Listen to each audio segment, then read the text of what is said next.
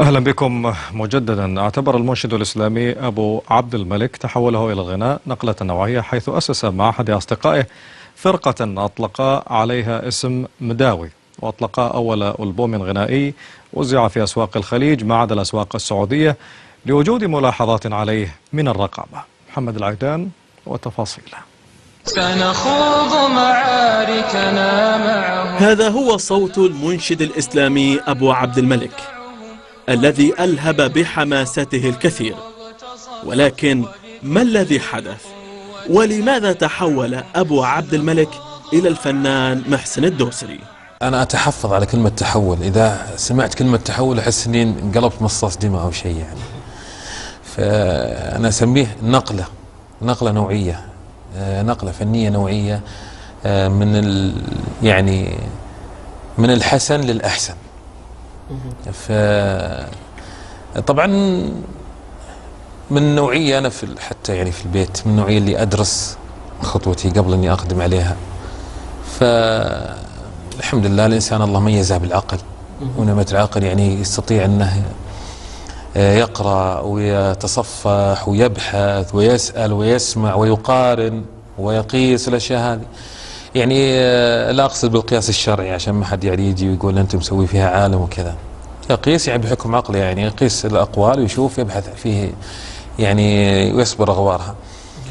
فوصلت لنتيجة أن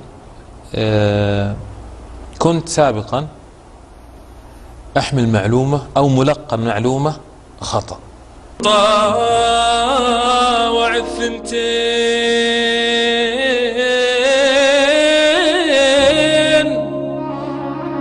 يصبر على اللوم.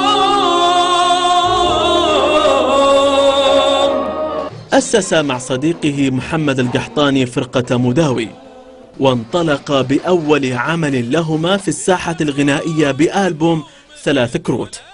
طرح في الأسواق الخليجية ما عدا السعودية لوجود ملاحظات من الرقابة.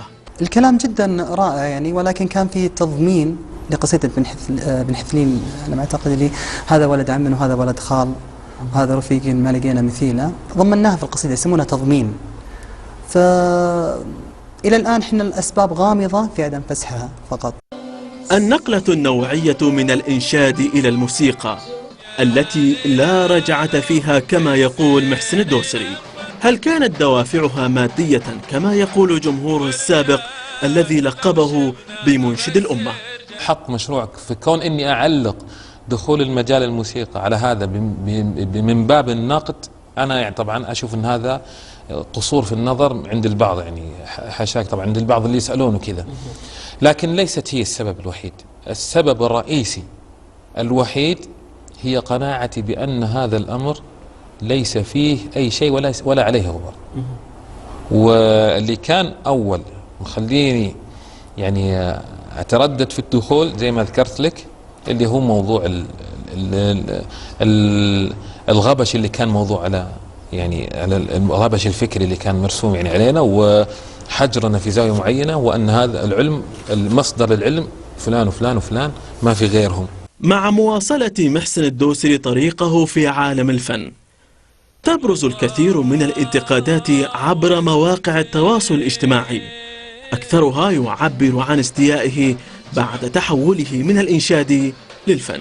يهمنا جمهورنا المحب ونحطه فوق رؤوسنا ومحله قلبنا، ونسعى دائما الارتقاء بذاقته وتقديم ما يسره.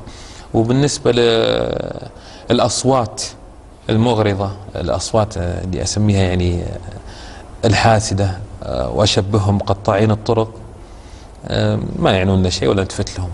وللأمانة صراحة ما أطلع على أي شيء من هذه في النت.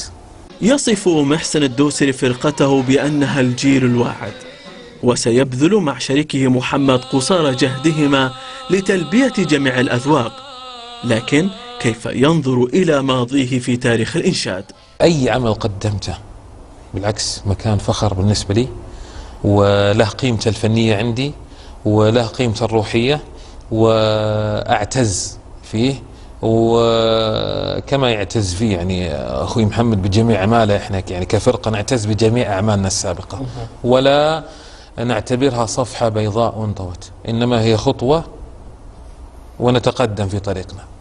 الدوسري ليس المنشد الأول الذي ترك الإنشاد واحترف الغناء، فقد سبقه منشدون آخرون خطفوا الأضواء على مستوى الخليج. محمد العيدان، العربية، الرياض.